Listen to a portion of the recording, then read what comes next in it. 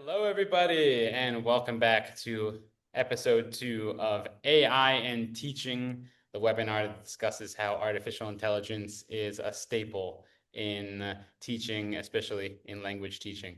And the second episode of the day is a case study in how artificial intelligence is used in the classroom. So I'm joined here by everyone's favorite teacher, Adam. Adam, how are you? I'm wonderful, thank you. Good to see you all again. Always a pleasure. Always a pleasure. Yeah, so as some of you might remember, in our first episode, we discussed lesson personalization. So, how artificial intelligence can help in personalizing lessons, getting a topic that is general into a more focused topic on a student who has a more specific request, a more specific need. Adam, could you remind us a little bit about what we talked about? Yeah, we looked at how you could personalize a text very simply. If you had, for example, a B1 level text about sport, and you had an A2 level student who hates sport, you can now, in all of a matter of about 15 But who seconds, hates sports? in fact, who hates spots? They exist. And for those people, we can, in 15 seconds, completely change a text, keeping the same structure, keeping the same target vocabulary if you so wish, but change either the topic or change the level very, very easily. We also looked at how for homework, it's super, super easy now to quickly find very adapted niche material for any kind of student. Last time we talked about how I had a law student who really wanted very specific vocabulary and to have listening exercises that could help her in this kind of legal meeting, which would have been a lot of work to find even 3 or 4 years ago. But now I can literally just type into ChatGPT, find me X material on this topic, and give me a summary of the video so I know what it's about. And it's so quick and easy and useful, of course. It saves time for the teacher, but it also makes the content more interesting and effective for the student. Quick and easy. Definitely how you can summarize the instruments, the technology that we can use in our everyday job. And I think that was kind of the idea is to reiterate what we discussed in the last episode, that essentially everyone always, for since the beginning of language teaching, we've always understood that personalization is a necessity. But whoever had the time, to put in 2 hours of work, of prep, for 1 hour of lesson. That's crazy. That's a crazy idea. It makes me anxious just thinking about it. But now those 2 hours have really become, slimmed down to, I don't know, 15 minutes, 10 minutes, maybe depending on how easy the student is or depending on your ability with the various instruments and knowledge. Could even be 5 minutes. And, to offer a top-notch personalized product with 5 minutes of preparation is really an incredible thing. And Absolutely. so we talked a big game about how what you can do, I should say, what you can do, but we didn't really talk too much about how you can do it. We went into a little detail here and there, and that is, of course, what inspired today's episode 2 case studies. So we're actually going to have a look at various different ways that you can really take an AI tool or AI in general and direct the lesson in a specific direction that it otherwise wouldn't be directed in. Yeah, so we're gonna talk about a few various topics, but I want to start asking Adam a question. And that question is, Adam, so you've been in the teaching game for a while now. Have you noticed a change in the students and how they kind of approach your lessons in these maybe 10 plus years that you've been around? Yeah, definitely. I mean, so much has changed in the world in general, and obviously that has a massive effect on kids, teenagers, and as a consequence, how students are in the classroom. I mean, even 15 years ago, 20 years ago, YouTube, Facebook was just getting started.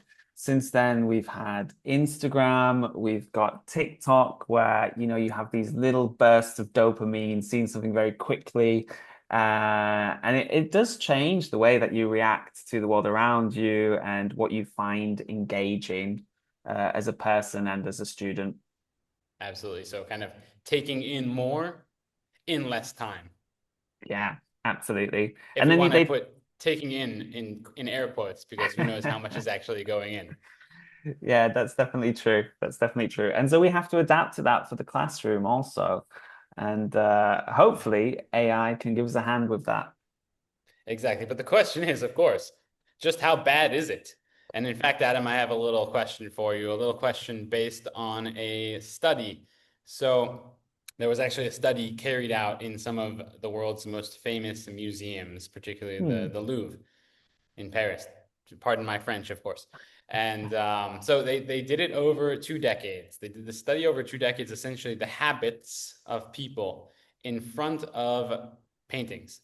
So essentially, in 2005, they discovered that on average, a museum goer, a visitor, would stop in front of a painting and look for an average of 30 seconds.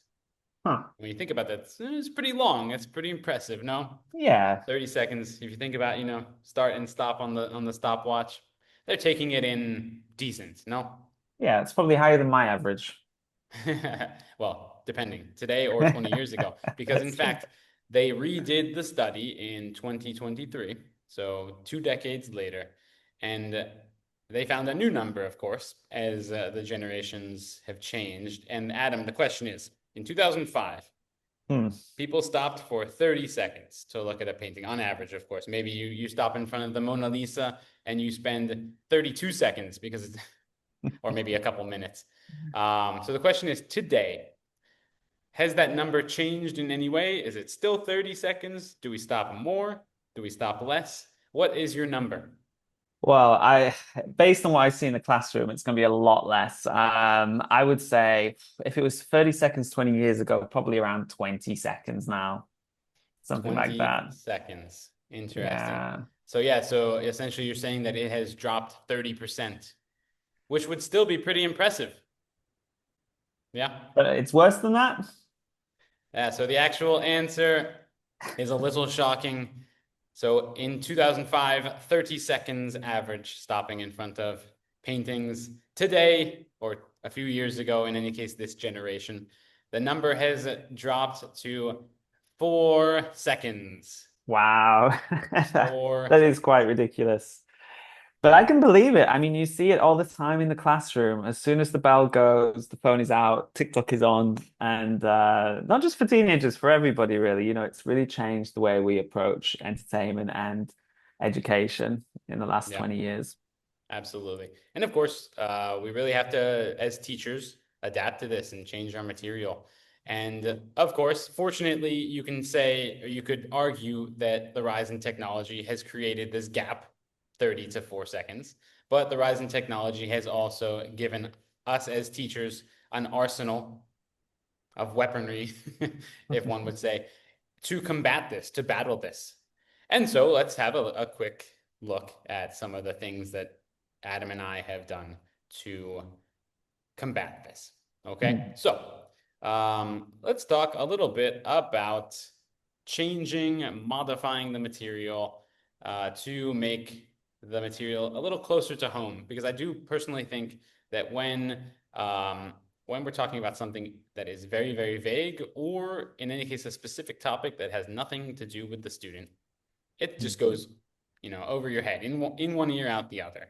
Mhm. Adam, have you ever had that experience? Yeah, absolutely. Sometimes even as you introduce like the theme of the day, the theme of the lesson, you can see a few a few heads drop already. Like if it's not something that feels relevant to them, then the interest just goes.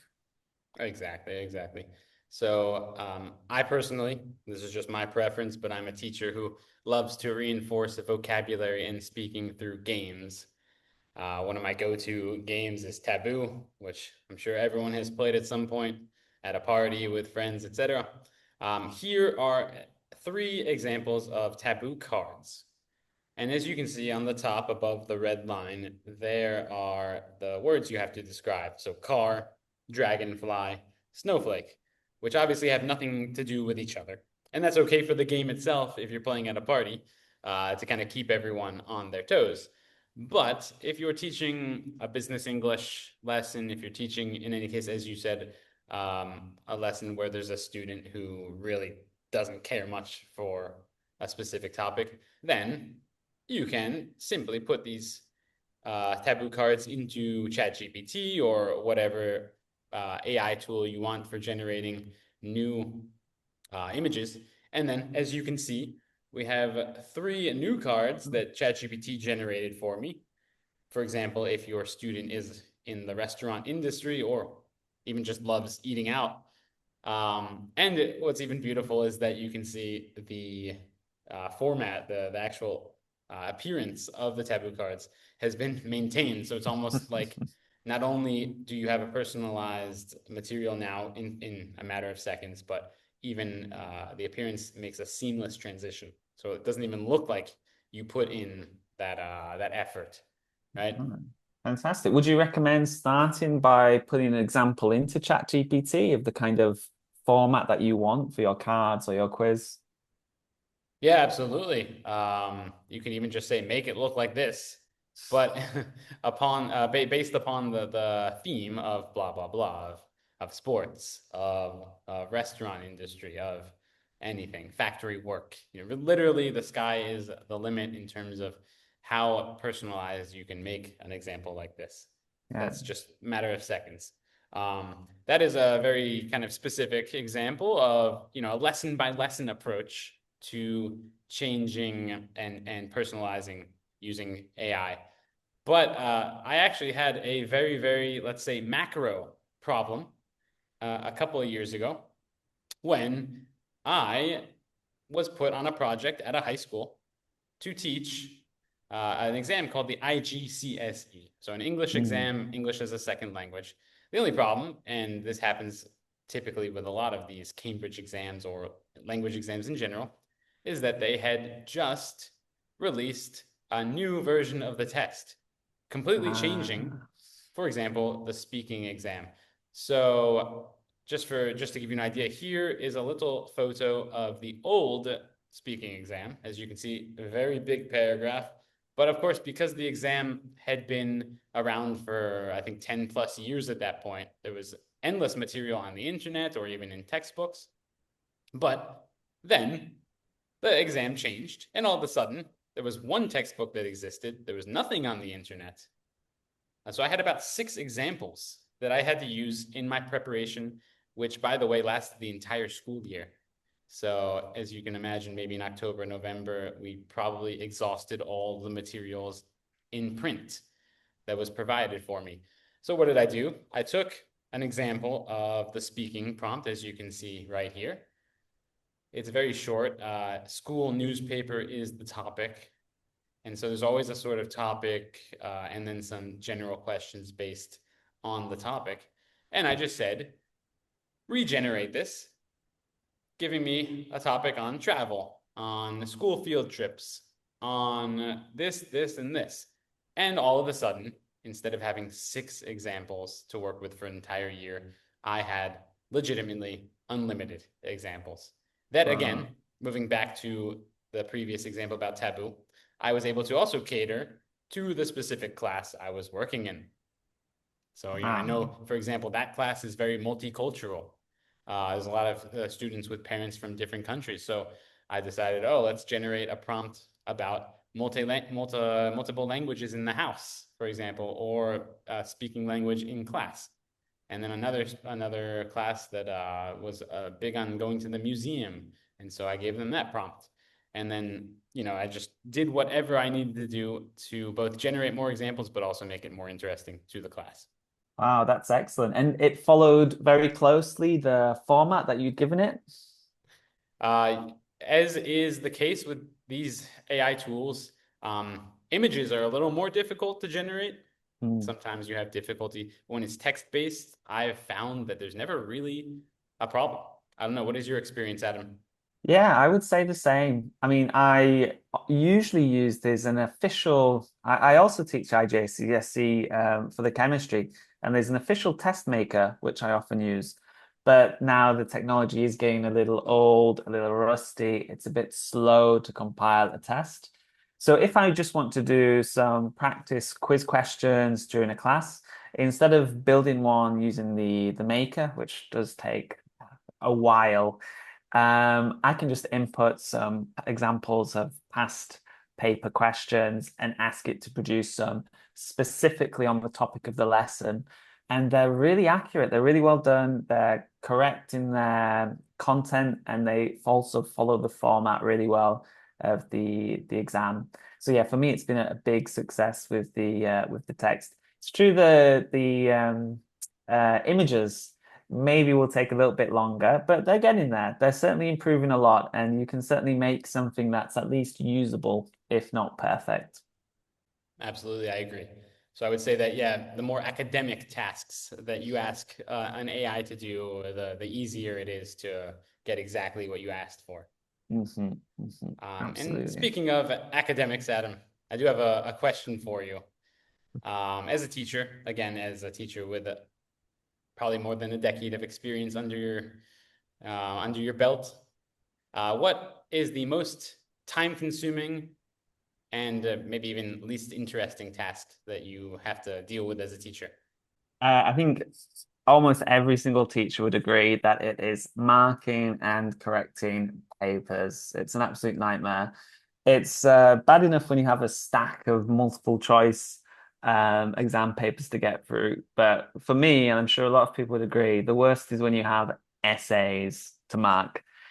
To go through and mark correctly, correct in an efficient way, explain well your corrections for even a one A4 piece of essay is a big time investment. And you have a duty in a way to do it, of course, for the learning of your students. But often it's not even the most effective way because some students will obviously take in your corrections. Some students will receive their paper back, barely glance at the corrections, and just look at the final grade. So yeah, hopefully Exactly. there's a better way to go around it. There may be no more futile activity in teaching than correcting papers. Um, in fact, when I found out about all the AI tools out there that provide feedback for writing, I figured there has to be a solution to having to grade papers. And I discovered a tool. I'm sure there's many, but I have decided Magic School is my go-to, Hmm. where essentially you can open up a classroom. And it's called a classroom, but of course you can use it for business students, you can use it for adults, where essentially you assign a prompt, you ask them to write the prompt, respond to the prompt during class. So obviously there's no AI response to your AI. And when they're finished, they load it onto your classroom. So you can even see when they Hmm. loaded it, how they loaded it, what the response was when they loaded it. Uh, when they load it, they get feedback. They get immediate feedback, Hmm. saying what the spelling corrections need to be, what the grammatical problems are, even providing a grade if you, as the teacher, assign a rubric and assign the criteria for the grade. So they Wow. get this immediate, response, this immediate feedback, rather than having to wait a week for the teacher. That is great, but I think it could probably be taken advantage of by students, or maybe students don't really care much for it because it's just a robot speaking to you. And that is why the next step as a teacher is to go a step away from AI. The students for homework after this lesson have to take a red pen. They have to compare what they wrote originally with the feedback from the AI, and they have to literally write over their original with the feedback from the AI. And why would I do Nice. this, Adam? Why would you do that? Why But would we it do sounds it? like an incredibly effective way to make the student actually read what they've written again, see the correction, and not only see the correction, because we all know you can passively see a correction, it might not sink in, but they have to actually actively write their own correction, which, in my opinion, is so much more effective Yeah, it as a works on learning all levels technique. because if you think about somebody who in the old system of correcting would have received an 8 out of 10, an 80%, maybe they would have been satisfied with that and they would have said, look, I got an 80%. We're finished. I'm done. I can move on to the next thing. Now there's no way out. Whether you failed or whether you did very, very well, you still have to face your mistakes. Yeah. So it really is a sort of let's say structure for perfection, for working towards perfection, and Hmm. it works on all levels, which is the beauty of it all. Yeah, definitely. It can, as you say, also fight sometimes. We've all had a student who's very talented, performs very well, and can end up getting a bit complacent. Whereas this will keep you learning, keep you pushing yourself to get a better and better final product. Yeah, absolutely. A constant challenge, constant Mhm. push. Speaking of constant pushes, my examples were very academic. And not to say that I only work in the academic realm, but I'm hoping, Adam, that you have a few examples that are a little more innovative, a little more engaging for the students. So tell me what you have worked with in terms of AI in the classroom. What kind of case studies do you have? Well, I teach a lot of conversation classes or classes that have a big speaking focus. And kids and teenagers, anyone really, tends to speak more when they're asked to speak about a topic that they actually care about or have a strong opinion about. So things like, I don't know, maybe history or a restaurant or something isn't the most stimulating thing. Usually, what's happened in the news recently, current event, something that everyone's talking about anyway, is the most engaging thing for students to talk about in the classroom. But as you said at the start, during the school year, who's got time to sometimes even just to keep up with the news? But second, if you do hear there's a great, interesting story, to actually make a lesson about that story, it's just not realistic for most teachers. But there are a couple of tools you can use to very quickly turn a video clip into something you can actually integrate into your classroom in an effective way. For example, here we have Opus Clip. And what it does is you find a video that you think would be stimulating, interesting for your students. And often you find one that's great, but it's, as you can see in this example, almost 15 minutes long or 20 minutes long. And it just wouldn't hold the attention for that long. And it's really too long to just sit and watch the video in class And so 15 much. minutes might even be the entire lesson in itself. So not exactly particularly, let's say, productive in that sense, no? Exactly, exactly. So instead, Opus does a lot of hard work for us. By that, you just simply insert the link to the YouTube video, and it will automatically clip up that video into small segments, anywhere from about 30 seconds to about a minute. And it already automatically knows sensible points to start the clip, sensible points to finish the clip. So you have a very natural little segment. And that's great. So you can just watch 60 seconds of the most interesting part of the video and then have some follow-up activity or discussion. Or even, I mean, I see a great opportunity for kind of group work in that sense. Once upon a time, a teacher would have to say, all right, you guys over there, you're going to study chapter 2. You guys over there study chapter 3. You study chapter 4, and then we'll all reconvene and tell each other about it. But now it could just be you first 60 seconds, you next 60 seconds, you, and you don't even have to, just say a general time clip because Opus, something like Opus, is actually giving you the specific time when there's something nice in that video, right? Exactly, exactly. That's a great idea. In fact, it opens up so many possibilities for new innovative group work. And as you say, maybe in the past we could have had a 15-minute video and we decide to show between 7 minutes and 8.5 minutes, but it's a mess to find it, and then it's a mess to find the actual slot during the class. It's so much easier this way. Plus, Opus has the added bonus of automatically generating subtitles below the video. And they're not just any old boring subtitles, they're the classic ones that you'd see on social media, on TikTok, which naturally have a bit more pizzazz and maybe just grab the attention a bit more in the classroom. which also helps, of course, if you want to show a clip like this one, which is not designed for second language learners. It's a real native clip, quite difficult. Uh, Having the option of having the subtitles there makes it obviously more accessible for lower level learners to be able to follow along with the video also. Absolutely. It's not maybe not something you would suggest for every single video because, sometimes a video is just too hard for a certain level. But when you Mhm. do find that perfect video, maybe for what it talks about, for the the specific topic, like you said, in a specific moment, a current events kind Mhm. of topic. Sometimes you really just want to give this video to a specific class, even when it's just a tad too hard, and therefore a tool that can, manage to just reduce the level a little bit, Yeah. can really open up some doors to multiple classes and less Yeah. preparation for you. Absolutely. It saves me time and it helps the students be more engaged. A similar tool with a different outcome is Quizy. And as you can see here, Quizy is a super easy to use video quiz maker tool. Again, all you have to do is find a video that you think would be interesting, copy and paste the link into Quizy, and click go, and it takes care of everything.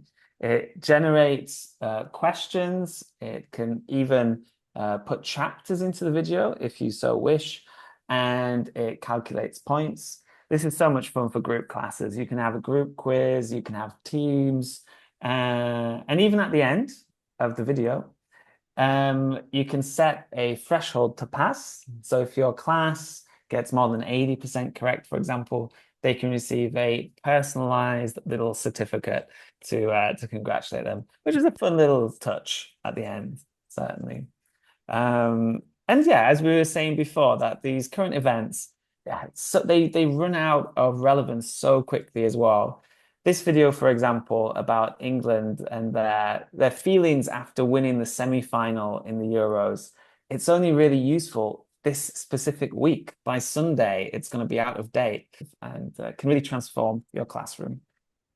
Yeah, it's really incredible to think that of the two instruments that you just discussed, you probably have a good couple of hours of material to teach that are both engaging and topical and really in the moment. And the hardest thing, if you want to say hardest, again with my air quotes, is finding the video in itself. Yeah, exactly The that. rest just Exactly comes. that. Exactly, exactly. So natural now. So you find the video and you're set for your whole class, basically. You can combine it with things like the taboo card. You can extract some words from the video, make a nice little game. If you wanted a more formal speaking exercise, as you've seen previously, you can use the vocabulary from the video to make a nice classic speaking exercise. And all of a sudden, with what, really 5 to 10 minutes work, you definitely have enough material to cover a full hour of a really boutique lesson. Yeah, constant interactivity, constant engagement from your students, and all really with just a couple of clicks.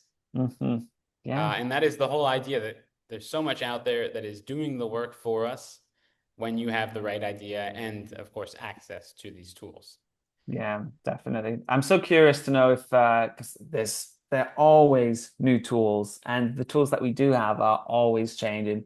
So I'm very curious to know if anyone listening to this has any suggestions for tools they've used, because we're always super curious to try them, test them out, both for ourselves and then test them out in the classroom. Of course, a plea to all of our fellow teachers out there to let us know any other tools because, of course, there's millions. There's so many, and probably by the time this is published and by the time you're watching it, a few more have been made. So let us know in the comments what you guys have been using, and even if you're a student watching, let us know if you've ever had a teacher that really blew your mind, made a lesson super fun, super engaging because of some really nice AI tools. So that Awesome. is that. That is the conclusion of episode 2. We hope you guys enjoyed it. Thank you so much, Adam, again for joining us. It's a pleasure. Thank you for having me. And of course, we'll see you for the much anticipated episode 3. Thank you guys so much and have a wonderful day. Take care. Take care, everybody.